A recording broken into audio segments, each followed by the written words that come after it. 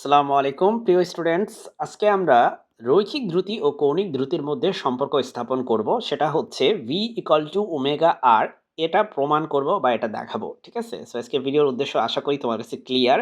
রৈখিক দ্রুতিকে আমরা বলি ভি, আর কৌণিক দ্রুতিকে আমরা হচ্ছে ওমেগা দিয়ে প্রকাশ করি। সো লেটস সে আমি একটা অবজেক্ট কনসিডার করতেছি। সেই অবজেক্টটা হচ্ছে একটা বৃত্তাকার পথে সে ঘুরতেছে। সো একটা বৃত্তাকার পথে আমাদের অবজেক্টটা ঘুরে, রাইট? সো লেটস সে আমাদের অবজেক্টটা হচ্ছে এইখানে আছে, ঠিক এই জায়গাটায় অবজেক্টটা আছে। এখন এটার ভর হচ্ছে এম। এম ভরে একটা বস্তু ঘোরাঘুরি করতেছে। ধরো যে কথার কথা সে এই দিকে ঘুরবে এবং তার একটা নির্দিষ্ট বেগ থাকবে, তাই না? সেই বেগটা কোন দিকে দেওয়া যায়? সে যেহেতু এদিকে ঘুরতেছে, তার সেই বেগটা হবে এই বরাবর। ঠিক এই বরাবর তার একটা রৈখিক বেগ আছে এবং রৈখিক বেগকে আমরা বলি হচ্ছে ভি দিয়ে প্রকাশ করি। ওকে, সো এটা হচ্ছে ভি, রৈখিক বেগে সে ঘুরতেছে আর কণাটি একটা ব্যাসার্ধ কভার করে আছে এবং সেই ব্যাসার্ধটা হচ্ছে বৃত্তের কেন্দ্র থেকে লেটসে সেই দূরত্বটা হচ্ছে আর। বৃত্তের কেন্দ্র থেকে সেই দূরত্বটা হচ্ছে আর দূরত্বে আছে। এখন তুমি এই কথাগুলো লিখো যে মনে করি একটি কণা ওমেগা, ও আচ্ছা, কণাটি ঘুরতেছে একটা কৌণিক বেগে, যেই বেগটার মান হচ্ছে লেটস সে ওমেগা। মনে করি একটি কণা ওমেগা কৌণিক দ্রুতিতে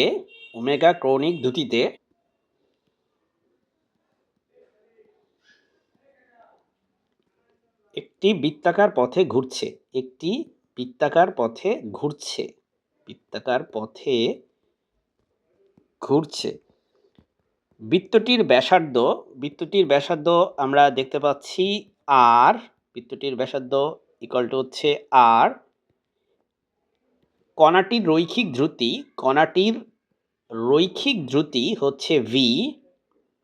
দ্রুতি হচ্ছে ভি। ওকে। এরপরে কণাটি পুরো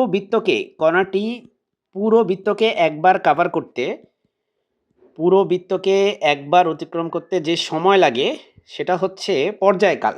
একবার অতিক্রম করতে টি পরিমাণ সময় লাগে। এটাকে আমরা পর্যায়কাল বলি আর কি। সো ধরো যে কথার কথা আমাদের এই অবজেক্টটা এখান থেকে যাত্রা শুরু করে পুরাটা রাস্তা ঘুরে আবার এখানে আসতে তার সময় লাগে হচ্ছে ক্যাপিটাল টি পরিমাণ। আমি তোমাদেরকে একটু ক্লিয়ার করে বলি, ওমেগা দেখো, বস্তু যদি এই দিকে ঘুরে তাহলে তোমার ওমেগা হবে এই তলের লম্ব বরাবর বাহিরের দিকে, যেটাকে আমরা ডট দিয়ে প্রকাশ করি। বুঝতে পারছো? এই তলের কিন্তু লম্ব বরাবর ওমেগার দিক কিন্তু এই দিকে না, এটা কিন্তু ভুল বুঝছো না, এটা হচ্ছে ঘূর্ণনের দিক।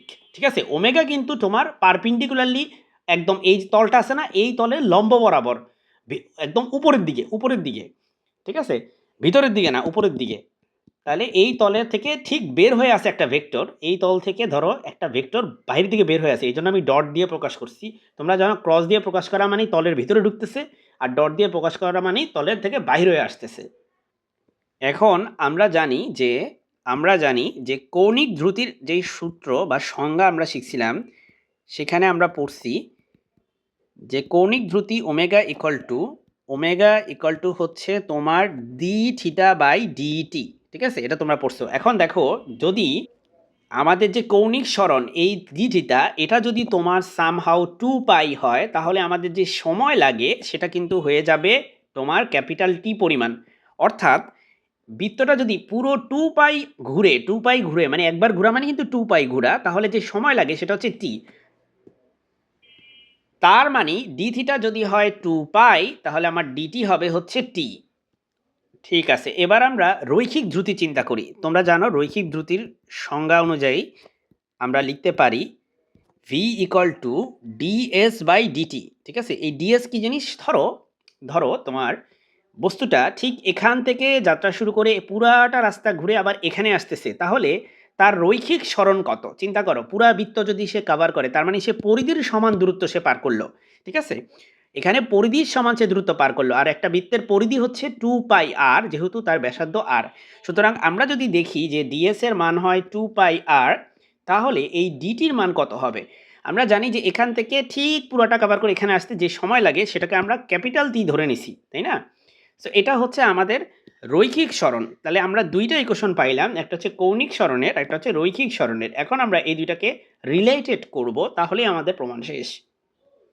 অর্থাৎ আমরা দেখতে পাচ্ছি যে আমাদের এখানে আছে হচ্ছে ভি, এখানে আছে হচ্ছে ভি ইকুয়াল টু হচ্ছে তোমার এই যে 2π/t, এই জিনিসটাকে আমরা ওমেগা লিখতে পারি, তাই না? 2π/t-কে আমরা ওমেগা লিখতে পারি, ওমেগার সাথে একটা আর গুণ হলো। ব্যাস, এটাই হচ্ছে আমাদের সেই কাঙ্ক্ষিত ফলাফল, যেটা আমরা চাচ্ছিলাম, যে রৈখিক ধ্রুতি এর কৌণিক ধ্রুতিকে সামহাউ আমরা রিলেটেড করতে চাচ্ছিলাম, এবং সেটা কিন্তু আমরা করে ফেলছি। ঠিক আছে, সো এই হচ্ছে আজকের প্রমাণ। আশা করি বুঝতে পারছো। ভালো থাকো। আসসালামু আলাইকুম।